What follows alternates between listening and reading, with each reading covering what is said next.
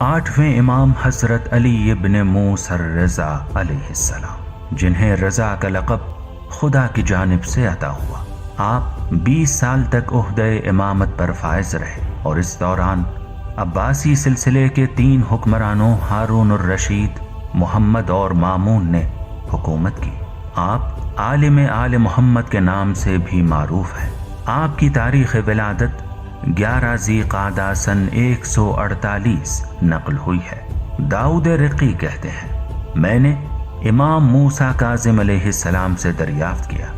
آپ کے بعد امام کون ہے؟ تو امام موسیٰ کاظم علیہ السلام نے اپنے فرزند علی ابن موسیٰ کی طرف اشارہ کرتے ہوئے فرمایا، میرے بعد یہ تمہارے امام ہیں۔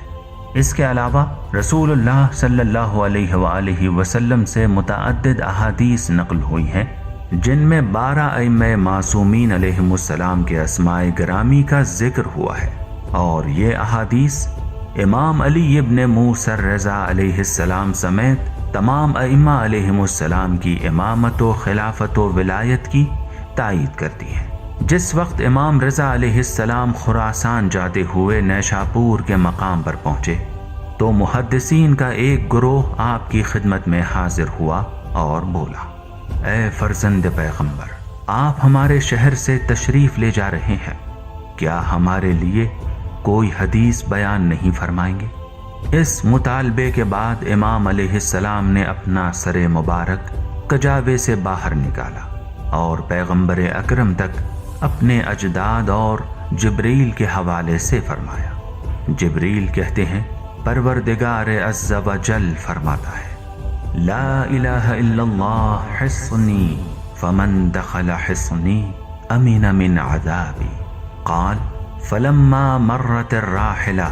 نادانا بشروطها وانا من شروطها، یعنی خدا عز و جل فرماتا ہے، کلمہ لا الہ الا اللہ میرا مضبوط قلعہ ہے، پس جو بھی میرے اس قلعے میں داخل ہو گیا وہ میرے عذاب سے محفوظ رہے گا۔ پھر جب سواری چلنے لگی تو امام نے فرمایا، البتہ اس کے کچھ شرائط ہیں اور میں ان شرائط میں سے ایک ہوں۔ امام رضا علیہ السلام کے مرو میں قیام پذیر ہونے کے بعد مامون نے امام کی خدمت میں اپنا قاصد بھیجا اور یہ پیغام دیا کہ میں خلافت سے کنارہ کشی اختیار کرتا ہوں اور اسے آپ کے حوالے کرتا ہوں، لیکن امام علیہ السلام نے اس کی شدید مخالفت کی۔ اس کے بعد مامون نے آپ کے سامنے اپنی ولی عہدی کی تجویز پیش کی تو امام نے اسے بھی ٹھکرا دیا۔ اس موقع پر مامون نے دھمکی آمیز لہجے میں کہا کہ ولی عہدی تو آپ کو قبول کرنا ہوگی، آپ کے پاس اس کے سوا کوئی راستہ نہیں ہے کہ جو کچھ میں کہہ رہا ہوں آپ اسے قبول کریں۔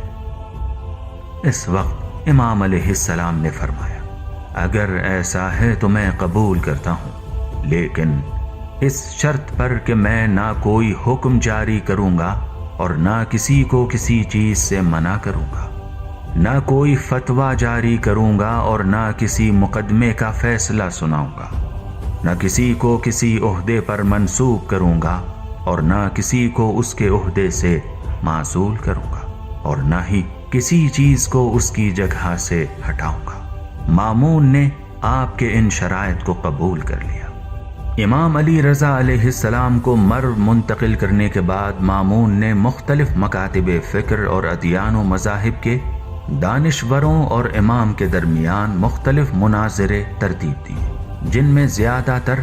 عقائد اور فقہی مسائل پر بحث و گفتگو ہوتی تھی۔ مامون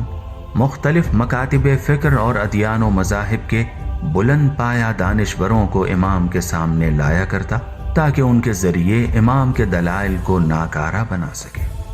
یہ تمام اقدامات وہ امام علیہ السلام کی علمی اور سماجی مقام و منزلت سے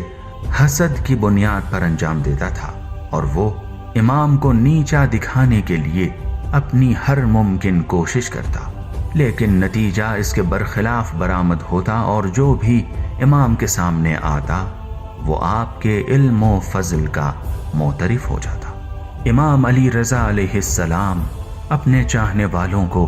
ایک اہم حقیقت کی طرف متوجہ کرتے ہوئے ارشاد فرماتے ہیں،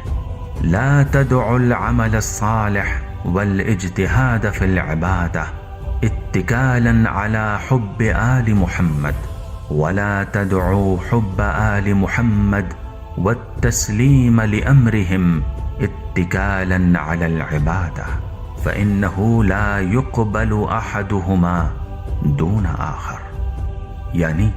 آل محمد کی دوستی کے بہانے نیک کاموں کی انجام دہی اور خدا کی عبادت میں سعی و کوشش سے دریغ مت کرو، اور ساتھ ہی اپنی عبادت پر مغرور ہو کر آل محمد کی دوستی اور ان کے اوامر کے سامنے سر تسلیم خم کرنے سے پرہیز کرو، کیونکہ ان دونوں میں سے کوئی ایک دوسرے کے بغیر قبول نہیں ہوتا. تاریخ بتاتی ہے کہ مامون عباسی امام رضا علیہ السلام کے فضائل و کمالات دیکھ کر تاب نہ لا سکا اور آخرکار اس نے آپ کو زہر دے کر شہید کر دیا. ایک روایت کی بنیاد پر 23 ذی قعدہ سن 203 ہجری میں آپ کو زہر دغا دیا گیا.